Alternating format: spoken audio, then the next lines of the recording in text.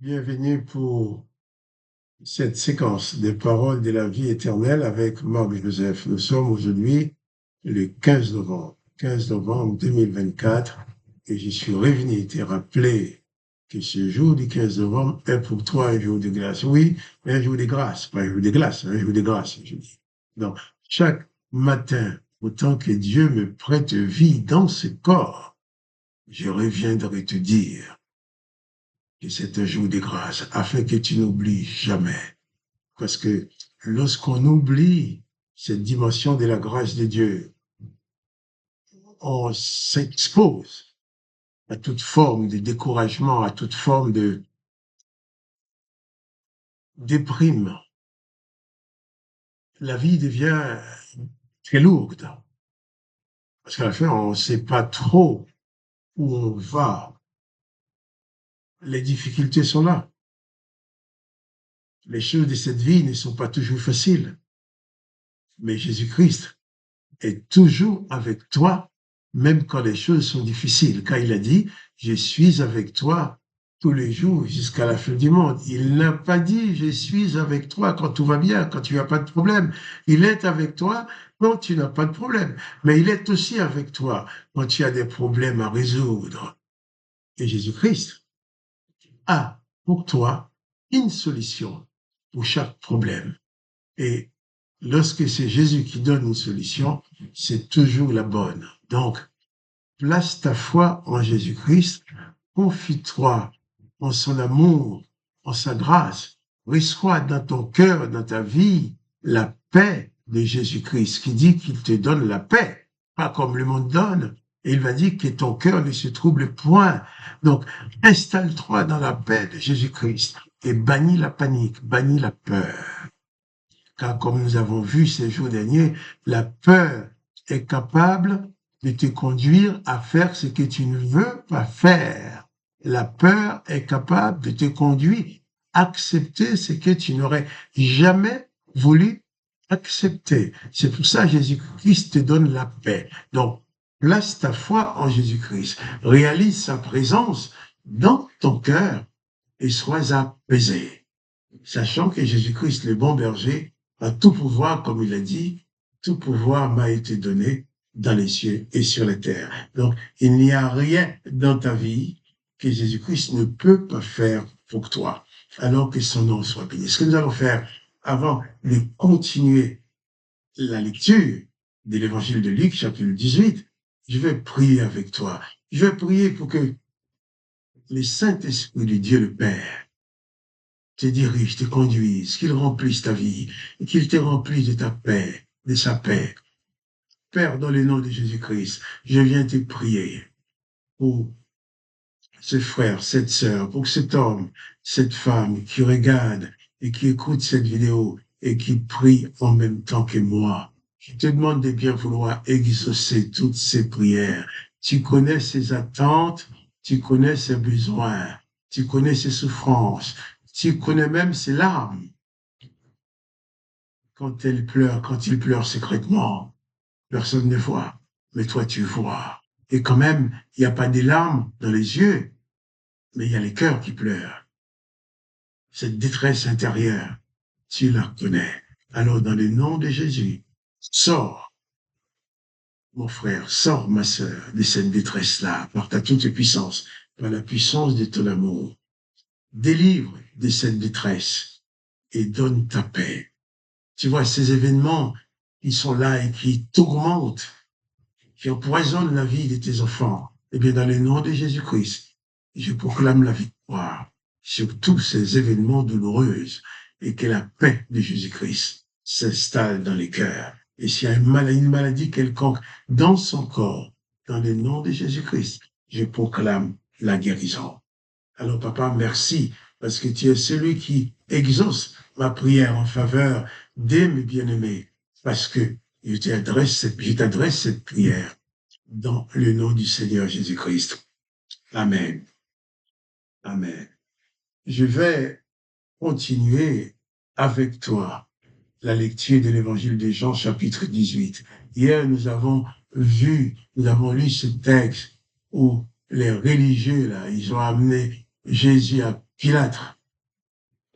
Donc Pilate demande les chefs d'accusation. Il répondit, s'ils n'avaient pas été malfaiteurs, nous ne te l'aurons pas amené. Alors ils ont traité Jésus des malfaiteurs. Au verset 31, Jean 18, verset 31. Sur quoi Pilate leur dit, prenez-le vous-même et jugez-le selon votre loi. Les Juifs lui dirent, il ne nous est pas permis de mettre à mort quelqu'un. Mais il ne nous a pas permis, il ne nous est pas permis de mettre quelqu'un à mort.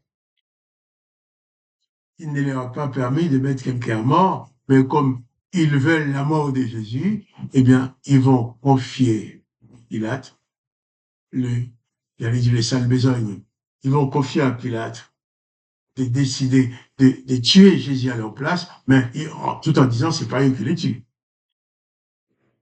Pilate demande pourquoi ils l'amènent, il dit c'est parce que c'est un malfaiteur, et quand Pilate lui dit qu'il faut les juger eux-mêmes, tout de suite ils pensent la mort. Il aurait pu, si on doit juger quelqu'un, c'est pas forcément pour le mettre à mort. Mais pour eux, ben, ils disent non, ils nous ont pas permis de mettre à mort quelqu'un. Et pourtant, l'hypocrisie bat son plein. Mais nous, en tant qu'enfants de Dieu, en tant que disciples de Jésus-Christ, nous devons reconnaître que si Jésus-Christ a accepté tout cela, eh bien, c'est par amour pour nous, par amour pour toi, parce qu'il voulait que toi, tu sois sauvé et tu ne sois pas condamné. Donc, ils disent à Pilate, ils n'ont pas le droit de mettre quelqu'un à mort, parce que pour eux, juger Jésus, c'était tout de suite le mettre à mort. Verset 32, c'était afin que s'accomplisse la parole que Jésus-Christ avait dite lorsqu'il indiqua de quelle mort il devait mourir. Jésus avait prévenu ses disciples qu'on allait se saisir de lui, qu'on allait les maltraiter, qu'on allait les tuer. Et là maintenant, le moment est arrivé. Au verset 33, il nous dit, Pilate rentra dans le prétoire, appela Jésus et lui dit, es-tu le roi des Juifs? Jésus répondit, est-ce de toi-même que tu dis cela, ou d'autres te l'ont-ils dit de moi? Pilate pose la question, es-tu le roi des Juifs? Donc les Juifs auraient livré le roi à Pilate.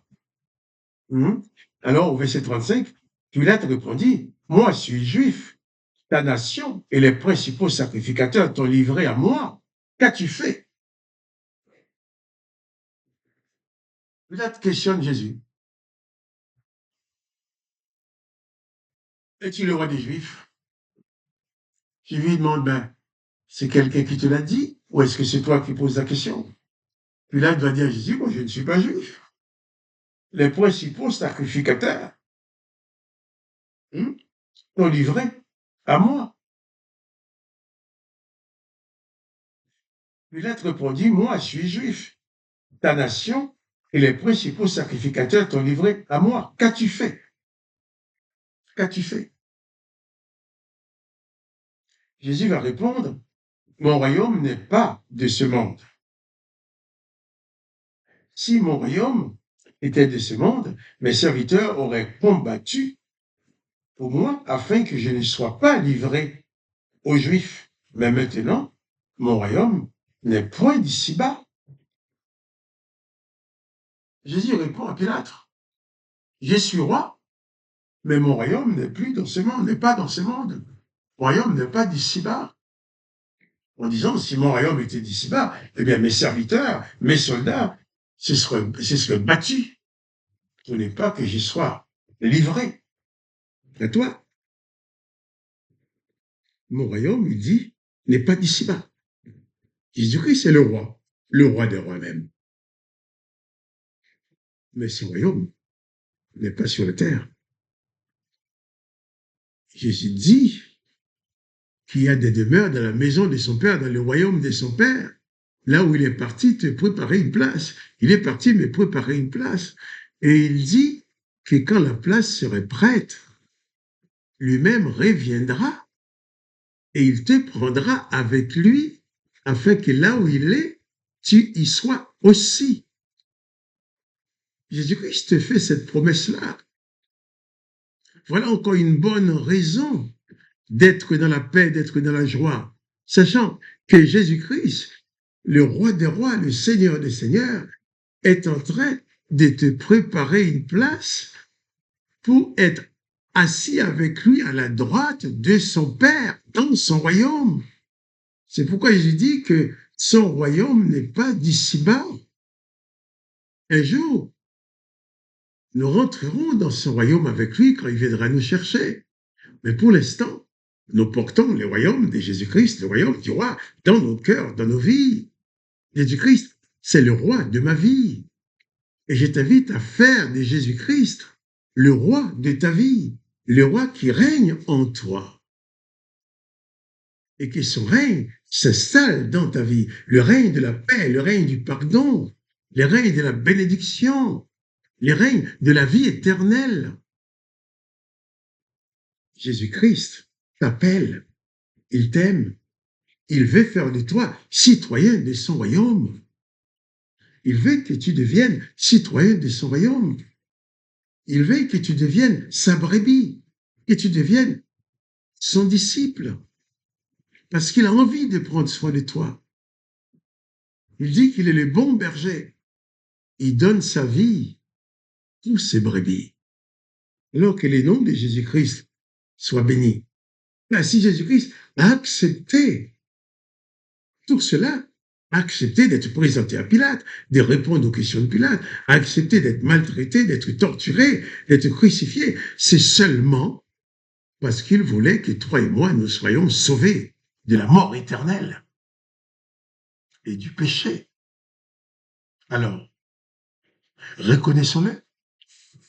Reconnaissons Jésus comme sauveur, comme maître. Réalise sa présence dans ton cœur, qui est la présence et la grâce et la bénédiction.